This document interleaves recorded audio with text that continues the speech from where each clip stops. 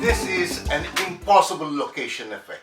Just imagine this. The spectators themselves shuffle a deck of cards. They choose their own cards. There is no force of any kind. Any sort of force is not there. They return their cards and their selected cards are buried in the deck. All this time you have been turning away, and when you turn around, you know exactly which cards they have selected. Not one, but two playing cards. This is such a wonderful magic that people will believe that it is not a magic trick, but it is a mentalism effect, and you can really read their minds. Hello everybody, I'm Kaushik Biswas and you are watching my channel Kaushik Biswas Magic. Every week I'm uploading several magic and mentalism tutorials on this channel. So, if you love magic like me, if you haven't subscribed to my channel yet, or if you have come for the first time, I'll request you please support me by subscribing my channel. If you like this video, please strike the like button, share this video with your friends, and write in the comments how you enjoyed this tutorial. Also, don't forget to strike the bell icon for new upload notifications. Without much ado, let me explain you how it looks from the audience perspective. As there is nobody here in the studio today and you require at least 2 spectators for this trick, I'll try my best to explain you how it looks from the audience perspective. You show a deck of cards and let us assume that 2 spectators are seated beside you, one to your left and one to your right, and you take out the cards. You spread them across the table and show that all the cards are in a mixed up condition. But don't worry, they'll get a chance to mix the deck. Now imagine, just as you see this routine, imagine how impossible it looks from the audience perspective. You said that I don't need the joker. So saying, what you do, you run your cards from hand to hand and take out the joker and divide the deck into 2 almost equal halves. You don't need this joker. Now he is asked to shuffle his pile and he shuffles his pile as much as he wants to. It really doesn't matter. He shuffles his cards, and similarly the second spectator also shuffles his cards as much as he wants to. Doesn't matter at all. You said that I'll be turning away, and what you have to do, you have to assemble this deck. So saying, you turn away and you give instructions, some instructions which they have to follow. So you tell them to put one half on top of the other, so it is now in a single deck condition. And then the first spectator, who is to your left, is asked to take as many cards as he wants to, but less than half the deck, and turn them face up. So let's say they turn it like so, and the top card he has to remember. In this case it is 8 of clubs. So that is his selected card. There is no force of any kind. And the same thing is done by the second spectator, but in his case what he has to do is he can cut anywhere he wants to, but more than half of the deck. So he cuts a little deeper, and here is 9 of clubs. Easy to remember. So 9 of clubs, he has taken the 9 of clubs and he has taken 8 of clubs. Luckily it is very easy to remember. Now all this time you have been turning away and you tell them to straighten out the deck. That means run the cards from hand to hand, and whichever cards are facing up, they have to turn them facing down. That's all. Now, when they have done, you turn around and look at their eyes as if you are reading their minds. You look into his eye, he'll also look into the second spectator's eye, and then say that I can change my mind while I'm trying to divine your cards. But in order to avoid that, I'm going to take out the two selected cards. So saying, you run the cards from hand to hand and take out one card. Now, it is impossible for you to know because all this time you have been turning away. And seriously, you have no idea.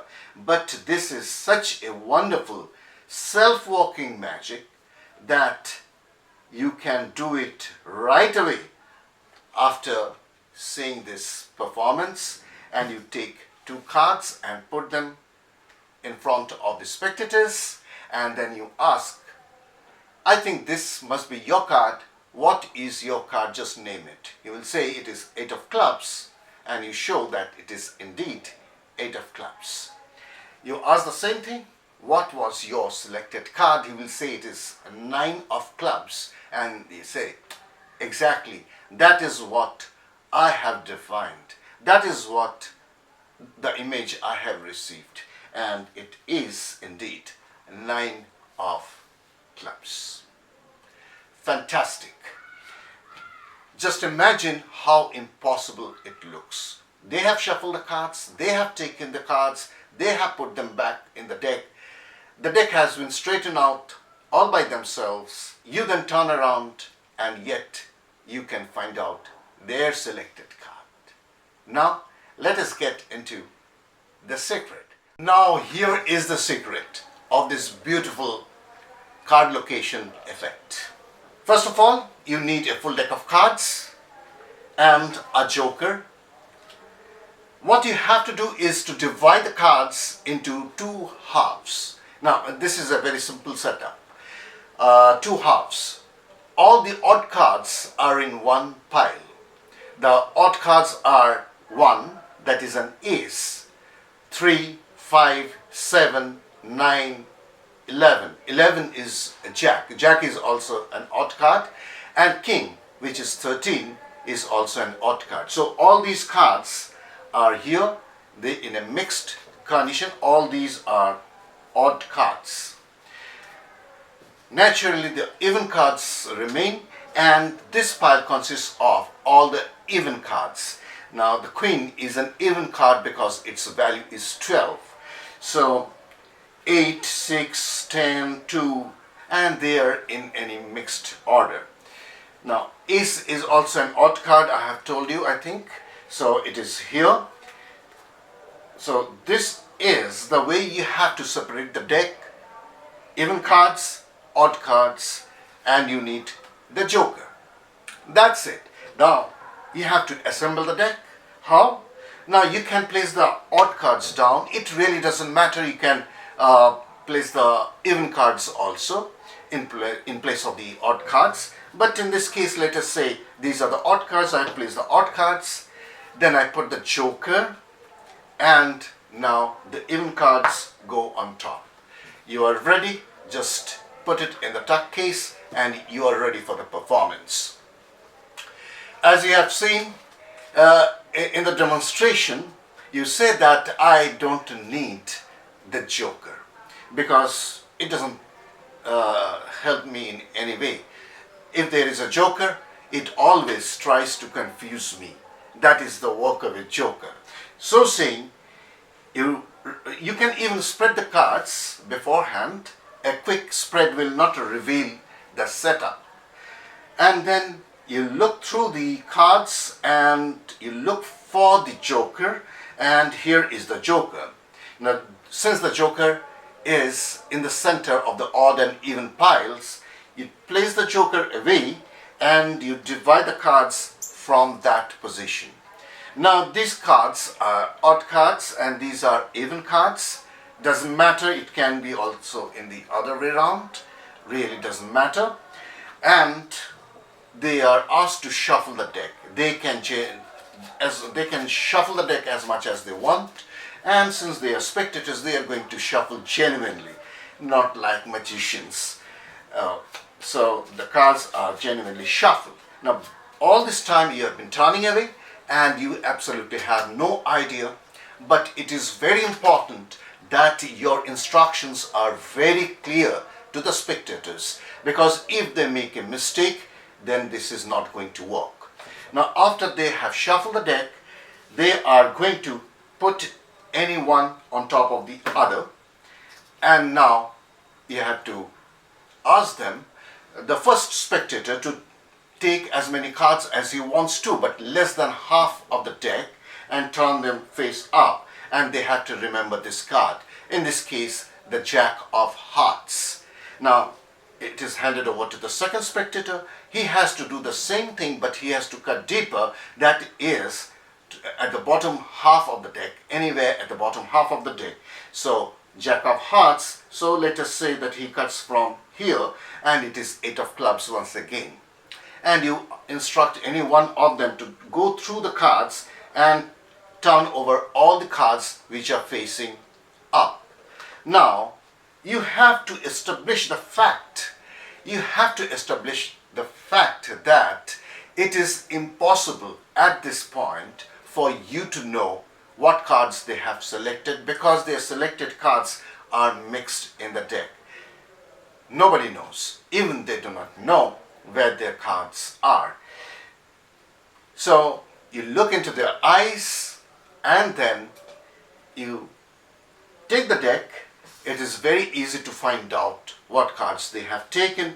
Now, when you turn around the deck, you will either see that the bottom card is an odd card or an even card. It may vary from one performance to another. It doesn't matter. Now, in this case, it is a queen, and we know queen is 12, that is an even card. So you run the cards towards yourself without showing from hand to hand, and you look for the first odd card. So these are all even cards, even cards, and you run through them slowly, and when you come to the first odd card, this is the first odd card. See, here is 2 of diamonds, 2 of hearts, these are all even cards, and the first odd card is the Jack of Hearts, and that is the first card. So you take Jack of Hearts and place it in front of the first spectator. You keep on running the cards from hand to hand like so, and now all the cards will be odd cards, because that was the first odd card, and the other cards now will be the odd cards, and you run through them and look for the first even card. So these are all odd cards, 7, 11, ace, and so on. Remember, this should be facing towards you, and look for the first even card. In this case, the 8 of clubs, because the previous card is 11, which is a jack. The other card, the next card is a 13, that is a king. So this is the first even card. So you take it out and place it in front of the second spectator. You ask their cards, what was your card? And he will say that my card was Jack of Hearts. And you show that you have perfectly divined his card. What was your card? 8 of clubs. I knew it. And it is indeed 8 of clubs. This is a fabulous trick.